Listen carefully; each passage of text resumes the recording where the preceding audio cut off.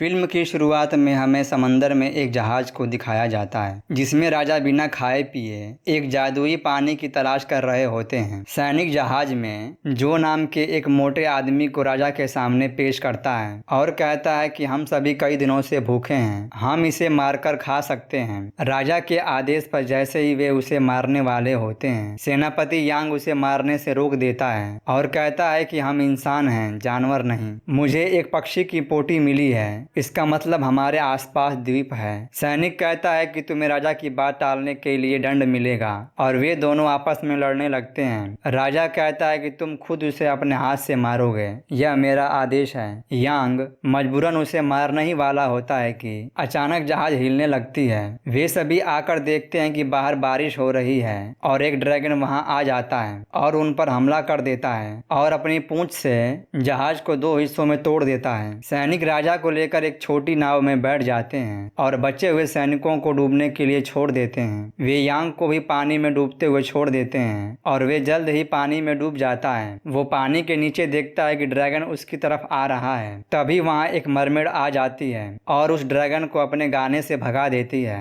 और यांग को लेकर जमीन पर आ जाती है। जब वह धरती पर आती है तो उसे सांस लेने में दिक्कत होती है, तो वह सेनापति के मुंह से ऑक्सीजन ले लेती है। सेनापति पूछता है कि तुम्हारा क्या नाम है। वो अपना नाम सीन बताती है। मरमेड कहती है कि तुम पानी से डरते हो और तुम्हारी पूंछ भी नहीं है, इसका मतलब तुम एक इंसान हो। यांग पूछता है कि तुम्हें हमारी भाषा कैसे आती है। वो बताती है कि बहुत साल पहले इंसानों ने हमें अपनी भाषा सिखाई थी और मैं किसी की भी आवाज निकाल सकती हूँ। तभी राजा के सैनिक उस पर जाल फेंककर उसे पकड़ लेते हैं। यांग कहता है कि उसे छोड़ दो। एक सैनिक कहता है कि ये तो जलपरी है, मैंने तो सुना है कि इनके गले में एक मोती होता है जिससे ये पानी में सांस लेती हैं और हमेशा जवान रहती हैं। क्यों ना इसे मारकर मोती निकाल लिया जाए। जैसे ही वह उसके ऊपर हमला करता है, यांग अपनी तलवार से उसे रोक देता है और कहता है कि इसने हमें ड्रैगन से बचाया है। हम देखते हैं कि पत्थरों से एक केकड़ा निकलता है। एक सैनिक उसे पकड़कर कहता है कि मैं इसे खाऊंगा। वह केकड़ा कूदकर उसके मुंह पर चिपक जाता है और उसे मार देता है। देखते ही देखते वहाँ बहुत सारे केकड़े उन पर हमला करने लगते हैं। वहाँ केकड़ों का पूरा झुंड उनका पीछा करता है। वे सभी वहां से भागने लगते हैं। यांग देखता है कि केकड़े जंगल में नहीं आ रहे हैं। वे सबको जंगल में जाने के लिए कहता है और वे सभी जंगल की तरफ भागने लगते हैं। जंगल में उन्हें एक विशाल जानवर के पैर का निशान मिलता है। उसे देखकर एक सैनिक कहता है कि मुझे अपने घर जाना है। तभी राजा गन से शूट करके उसे मार देता है और अपना एक फरमान सुनाता है कि हम एक मिशन पर आए हैं। राजा बताता है कि पेंगलाई अमर द्वीप जो कि पूर्वी चीन सागर में प्रकट हुआ है, जो 500 सालों में एक बार प्रकट होता है, इसीलिए तुम सब मेरे इस कार्य में सहायता करो। सभी झुककर राजा की जय जयकार करते हैं। राजा बताता है कि पेंगलाई द्वीप का जादुई झील का पानी जीवन की उम्र बढ़ाता है। मरमेड कहती है कि मेरी माँ ने इस झील के बारे में मुझे बताया था और वहाँ कोई झील नहीं है, बस जादुई पानी है।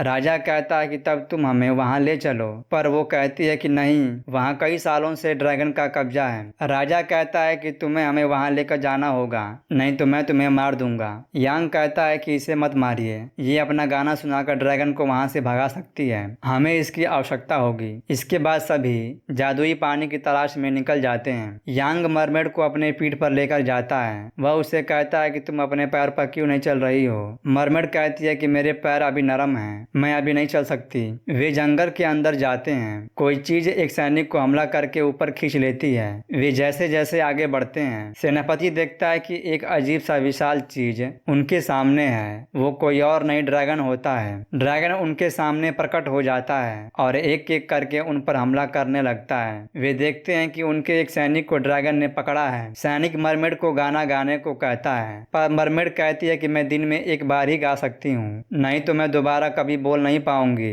एक सैनिक मरमेड को गोली मार देता है ताकि ड्रैगन उसे मार दे और वे वहां से बचकर भाग सकें। सभी सैनिक राजा को लेकर भाग जाते हैं। मरमेड, यांग और जो भाग नहीं पाते।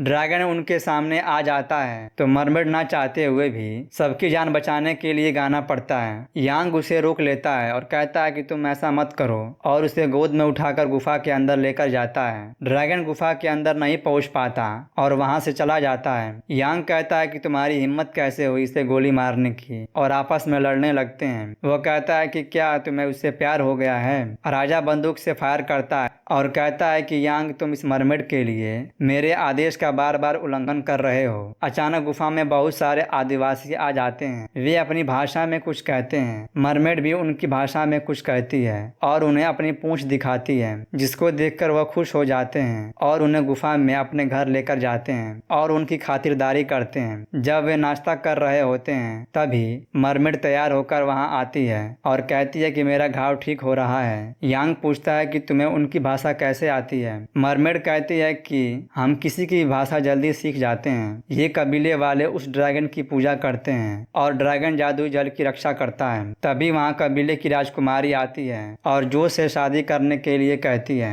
जो बहुत खुश होता है और शादी करने के लिए मान जाता है। इसके बाद वे सभी उसे अपने साथ लेकर जाते हैं और उसे तैयार करते हैं। कबीले वाले सबको शराब पिलाते हैं। यांग और एक सैनिक शराब नहीं पीते, लेकिन मरमेड चुपके से शराब पी लेती है। यांग कहता है कि तुमने शराब क्यों पी? इससे तुम्हारा घाव जल्दी नहीं भरेगा। यांग जैसे ही घाव को बांधता है, मरमेड दर्द से रोने लगती है और उसके आंखों से आंसू की जगह मोती गिरता है। यांग पूछता है कि मरमेड जब रोती है तो क्या मोती गिरता है? मरमेड कहती है कि हाँ, क्यों तुम्हारा मोती नहीं गिरता?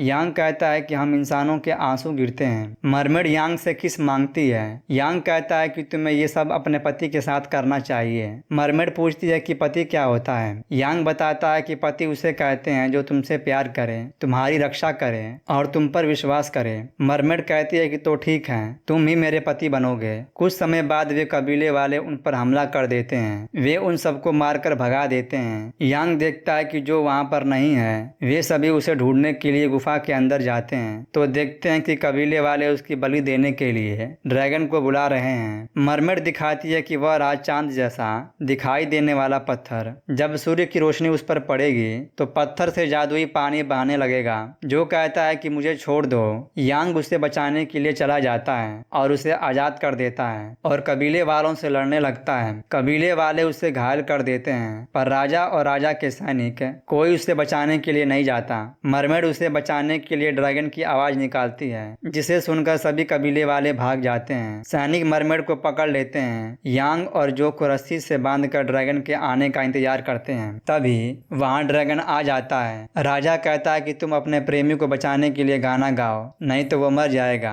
यांग उसे गाने से मना करता है, पर मरमेड नहीं मानती और गाना गाती है। गाना सुनते ही ड्रैगन बेहोश हो जाता है। राजा बहुत खुश होता है कि ड्रैगन मारा गया। तभी ड्रैगन उनके सैनिकों पर हमला कर देता है। मरमेड अपने रूप में आ जाती है। राजा कहता है कि गाना गाओ, पर मरमेड गाना नहीं गाती, जिससे राजा उसे गोली मार देता है। यांग अपने आप को आजाद करते हुए गुस्से में आकर राजा को मारने के लिए आता है और अपनी तलवार से उसका एक हाथ काट देता है। जैसे ही वह उसे खत्म करने वाला होता है, तभी ड्रैगन उसे अपनी पूंछ से मार देता है। यांग को तोप दिखाई देती है। वह जो को कहता है कि तोप में गोला भर दो। जो गोला लेकर तोप में भर देता है। यांग ड्रैगन को अपनी तरफ आकर्षित करते हुए तोप के सामने खड़ा हो जाता है। जैसे ही ड्रैगन हमला करने वाला होता है, जो तोप में आग लगा देता है और वे सभी वहां से हट जाते हैं। तोप का गोला फटकर ड्रैगन को लगता है और वह मर जाता है। मरमेड सरकते हुए यांग के पास जाती है। तभी राजा उसे पीछे से गोली मार देता है। यांग कहता है कि मैं इस जन्म में तुम्हारा पति नहीं बन सका, तुम अपना ख्याल रखना। सूर्य उदय होते ही सूर्य की किरणें पत्थर पर जब पड़ती हैं, जादुई जल पत्थर से गिरने लगता है। राजा जाकर पानी को पी लेता है। पानी पीते ही उसका नया हाथ आ जाता है और वह जवान हो जाता है। राजा एक छोटी सी बोतल में पानी को भर लेता है और ले जाने की कोशिश करता है। तभी उसका शरीर टूटकर बिखर जाता है। यांग कहता है कि इस जल की अमरता इस द्वीप पर ही सीमित है। अचानक द्वीप डूबने लगता है। धीरे धीरे द्वीप पानी में समा जाता है। मरमेड और यांग पानी में डूब जाते हैं। मरमेड देखती है कि यांग मर चुका है। मरमेड उसे बचाने के लिए उसे किस करती है और अपना मोती उसके गले में डाल देती है, जिससे वह जीवित हो जाता है और मरमेड मर जाती है। देखते ही देखते मरमेड नीचे समंदर में चली जाती है। यांग ऊपर आकर कहता है कि तुमने ऐसा क्यों किया। मछुआरे उसे और जो को पकड़कर किनारे लेकर आते हैं। इसके बाद यांग रोजाना मरमेड का इंतजार करता है। धीरे धीरे कई साल बीत जाते हैं। एक दिन वे दोनों मछली मारने समंदर में जाते हैं। तभी उसे समंदर से आवाज सुनाई देती है। यांग समंदर में कूद जाता है। उसका दोस्त देखता है कि यांग वहां नहीं है और रोने लगता है और फिल्म खत्म हो जाती है।